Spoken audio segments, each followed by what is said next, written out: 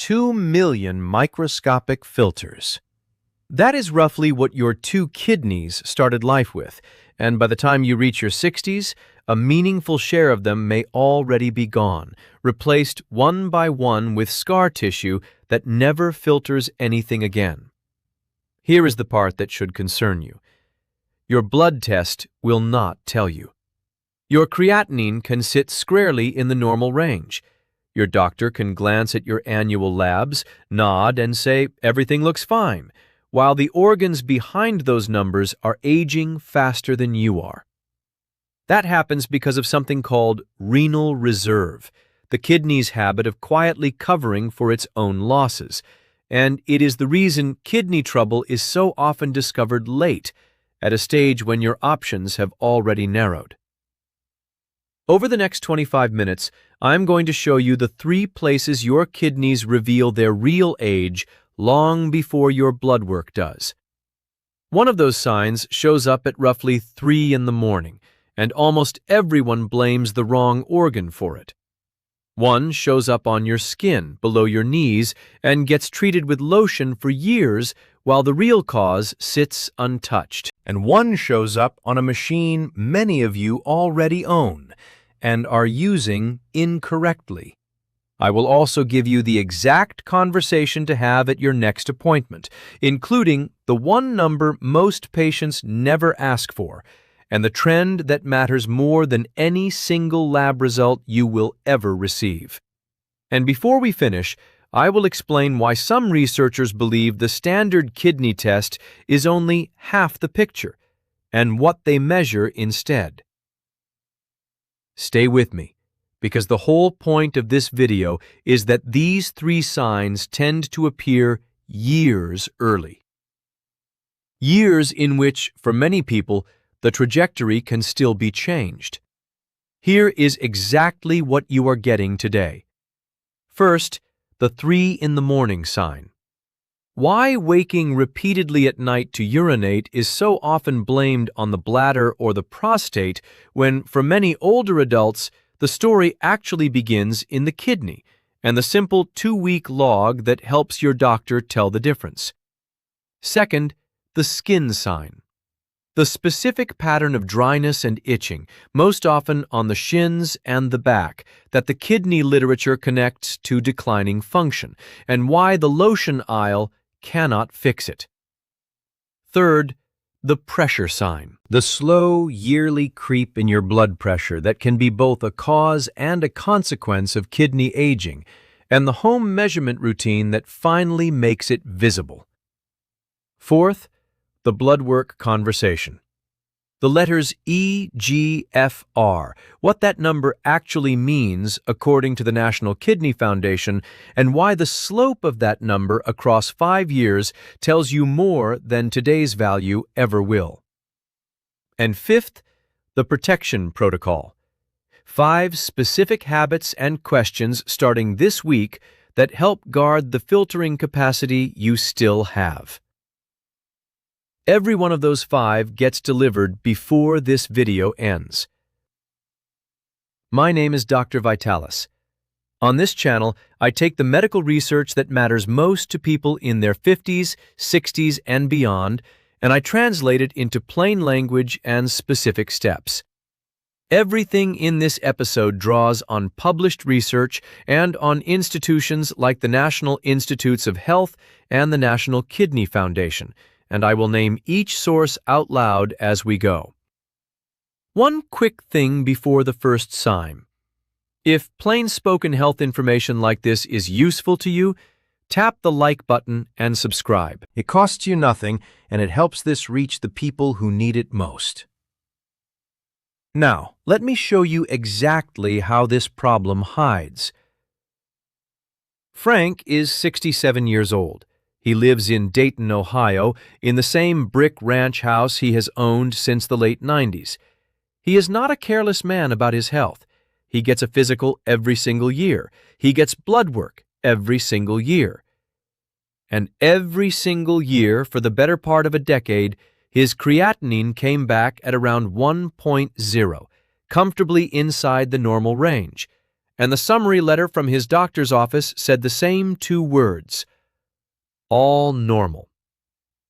But 3 things had been happening to Frank in the background, and none of them ever made it into that letter. The first was the nights. At 60, Frank got up once to use the bathroom. By 64, it was twice. By 66, it was 3 times nearly every night, and his sleep was broken into fragments. He mentioned it once at a physical and got the answer most men his age get. Probably the prostate. Probably just age.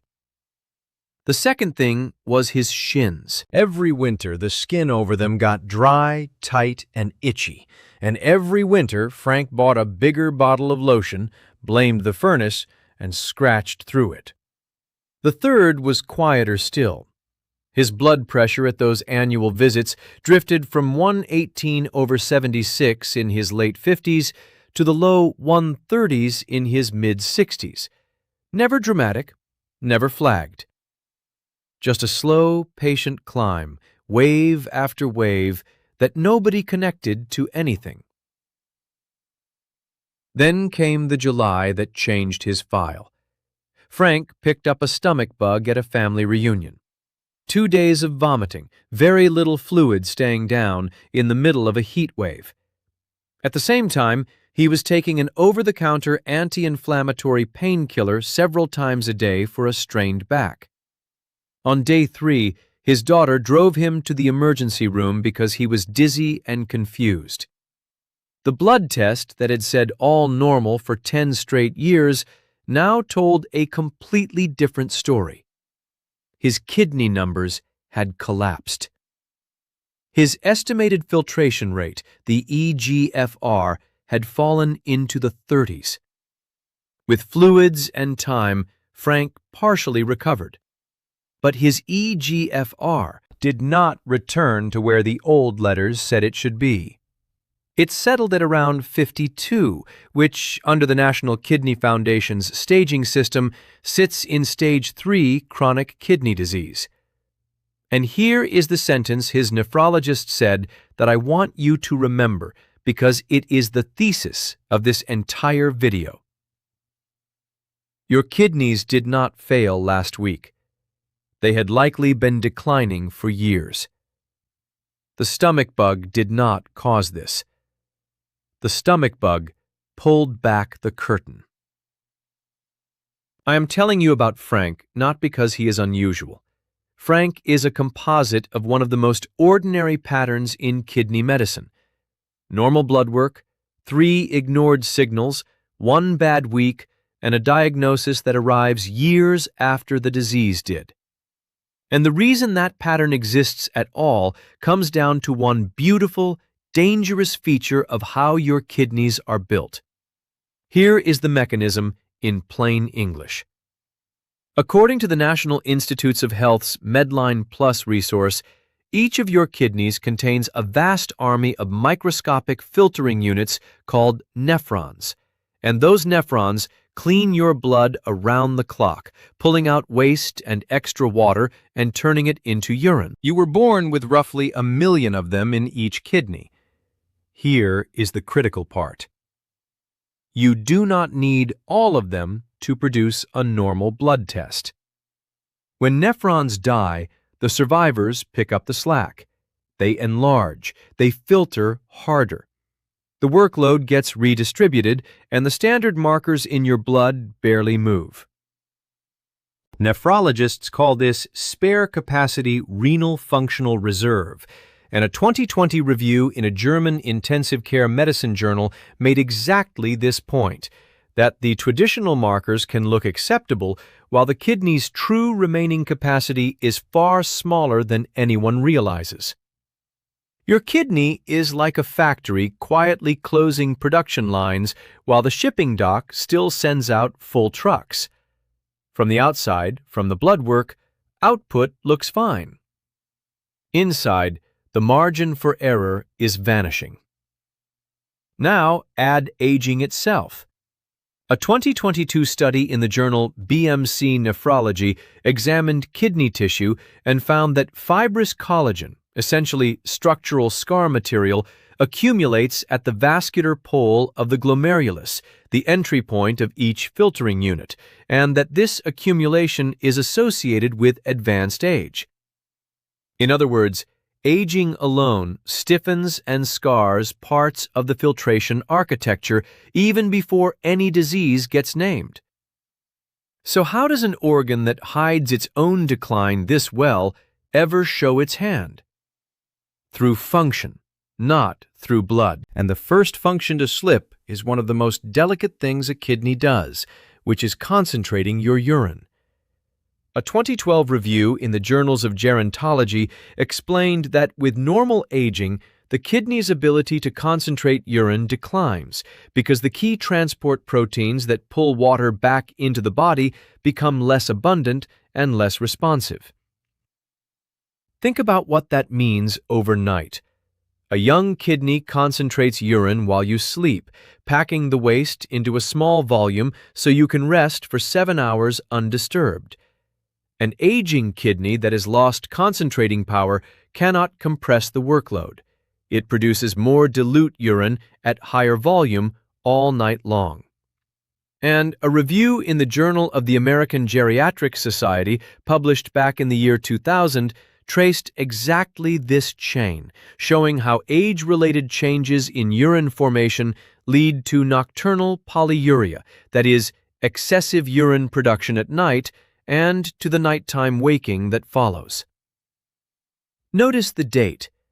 Medicine has understood this connection for a quarter of a century, and yet the average person who wakes 3 times a night still hears one word: bladder.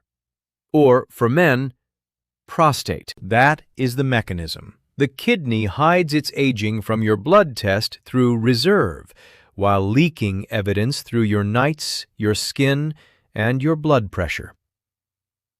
Which brings us back to Frank and to the 3 signs themselves, each one attached to a person you may recognize.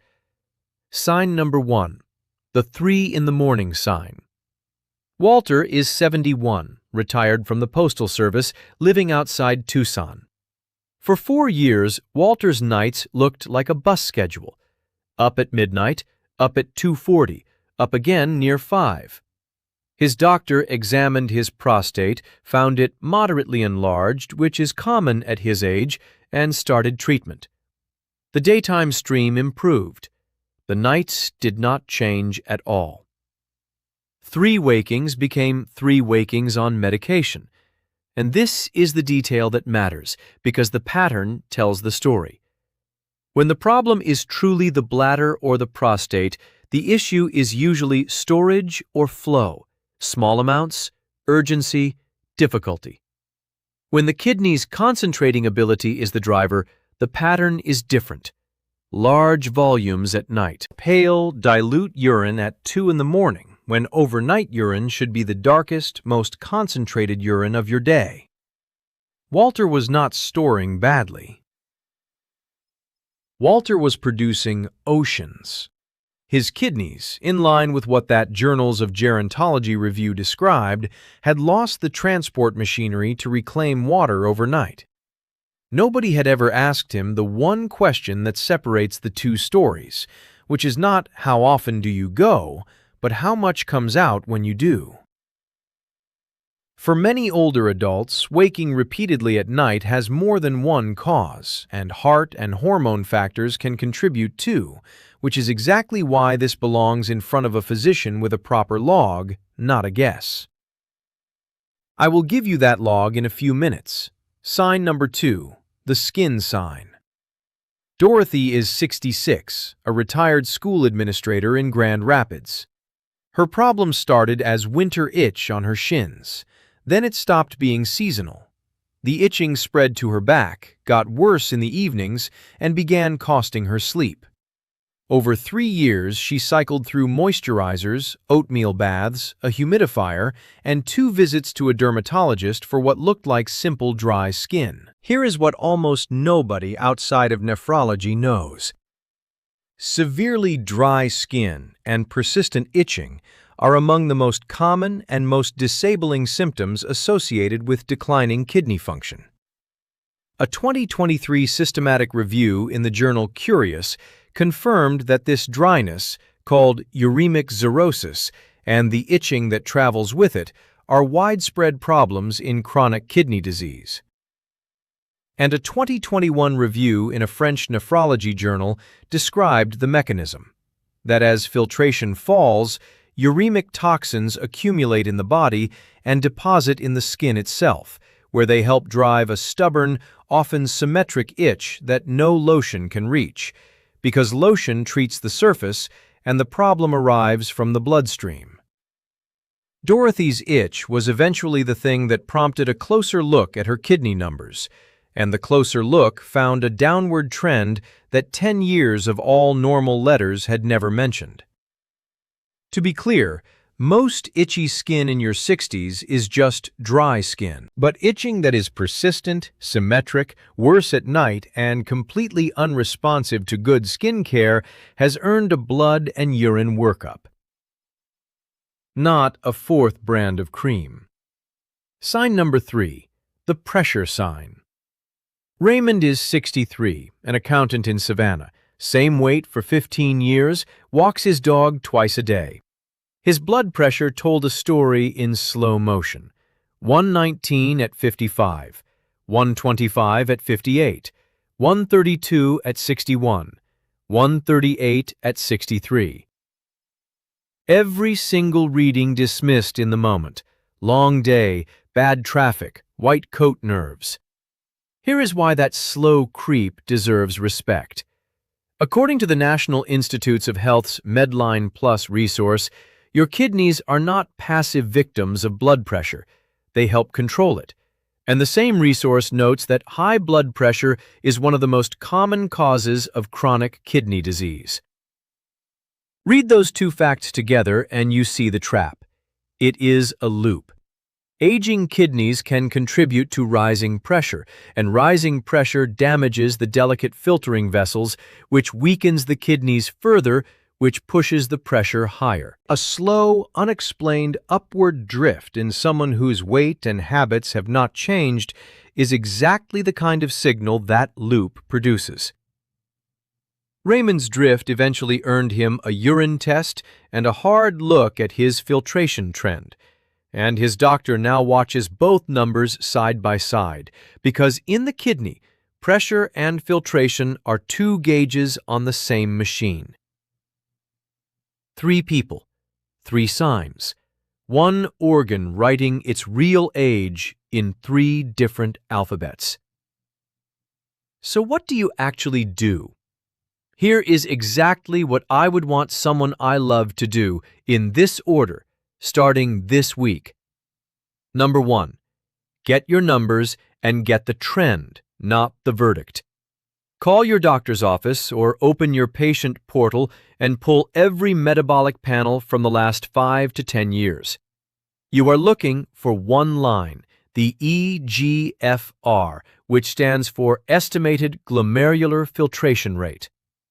The National Kidney Foundation explains that this number estimates how well your kidneys are filtering and is the basis for staging kidney function, with results generally reported in stages from mild reduction down to failure. Here is the move that changes everything. Write the values down in date order and look at the direction. A single reading of 88 means very little. A path from 102 to 94 to 88 across 6 years is a slope, and the slope is the entire story this video has been telling. At your next visit, do not ask, "Are my kidneys okay?" Ask, "What is my eGFR today? What was it 5 years ago? And are you comfortable with the rate of change?" That question takes 15 seconds, and it converts you from a passenger into a participant. Number 2, run the 2-week night log. This is the tool that separates a bladder story from a kidney story and it costs nothing. For 14 nights, keep a notepad by the bed and record 3 things: how many times you woke to urinate, whether the volume was small or genuinely large, and the color, dark and concentrated or pale and dilute. Remember the principle from earlier.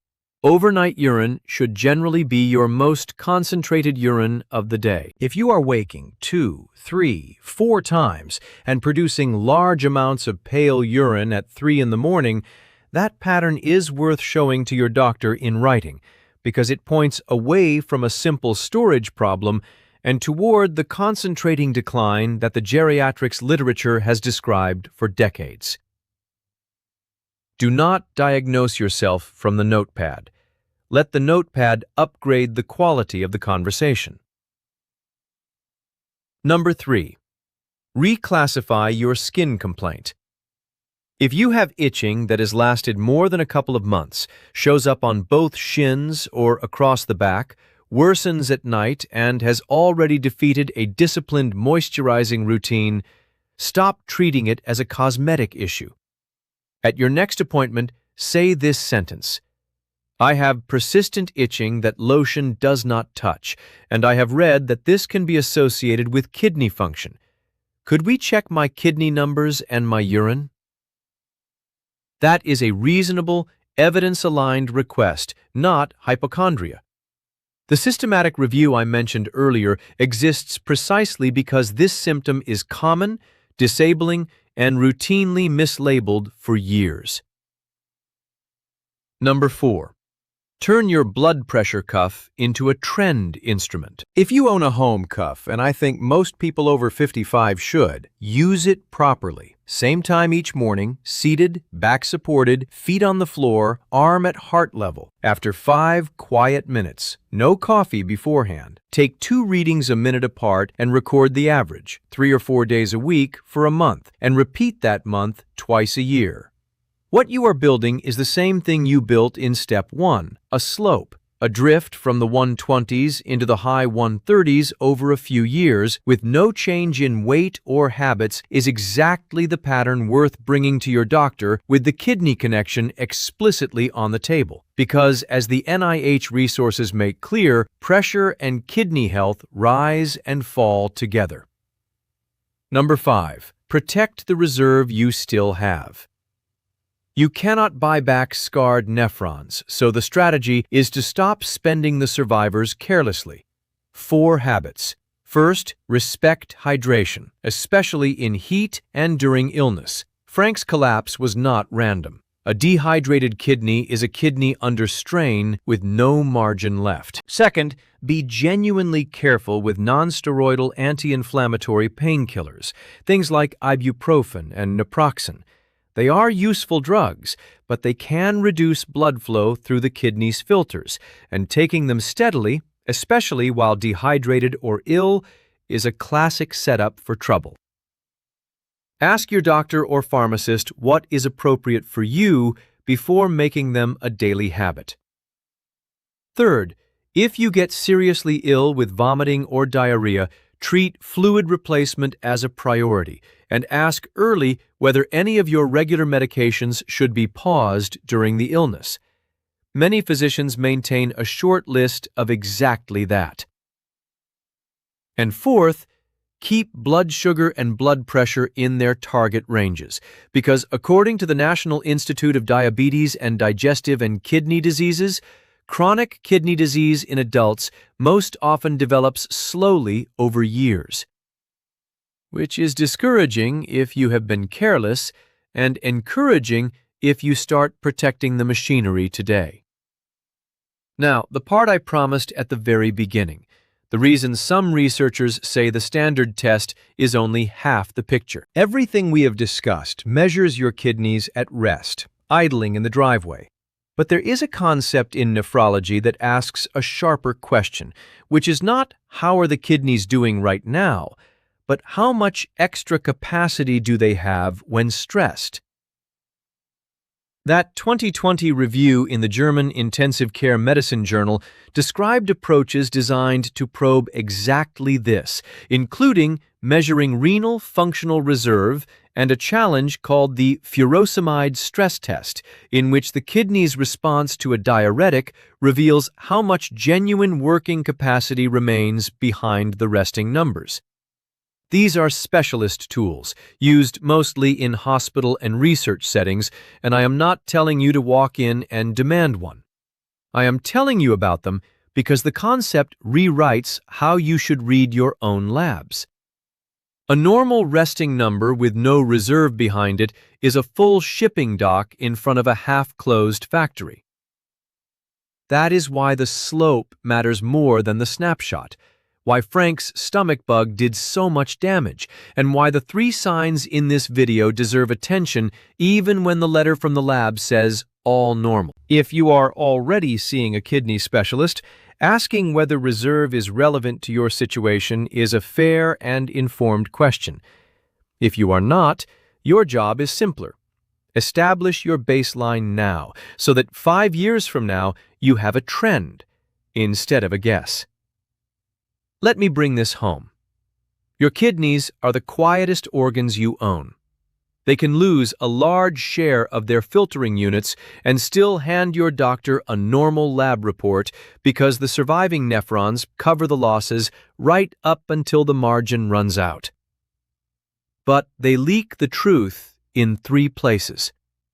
In your nights, when dilute, high-volume urine drags you out of bed at 3 in the morning while everyone blames the bladder. On your skin, when a bloodstream problem gets treated with lotion for years. And on your blood pressure cuff, when a slow drift upward gets waved away 1 reading at a time. This week, do the 3 cheap things. Pull your old labs and write down your eGFR trend. Start the 14-night log. Set up the morning blood pressure routine. None of it requires a prescription, and together they convert an invisible decline into something you and your doctor can actually see and act on. Years earlier than the standard pathway would catch it. And I need you to hear this clearly. This video is education, not medical care.